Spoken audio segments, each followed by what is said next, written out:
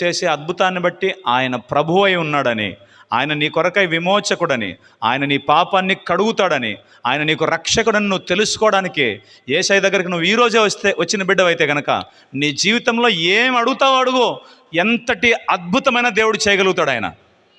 ఆ మంచి అల్లు చెప్పచ్చు దీనికి. హల్లెలూయా. రెండోది, సీమోన్ లాగా నువ్వు దేవుని నమ్మి బాప్తిసం పొందుకొని మళ్ళీ అలవాట్లలో తప్పిపోయి బతుకు మార్చుకొని జీవిత విధానం మార్చుకొని లోకంలో కలిసిపోయి అందరిలాగా నువ్వు కూడా మామూలు మనిషిలాగా మారిపోయి మళ్ళీ ఎడారిలాగా వచ్చావా? ఇప్పుడు నీకు కూడా మళ్ళీ అవకాశం.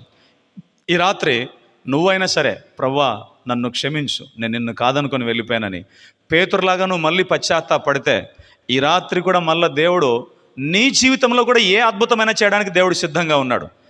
అయితే ఒకటి, అద్భుతం దేవుడు ఎందుకు చేస్తాడంటే ఆయనంటే నీకేం అర్థం కావాలని.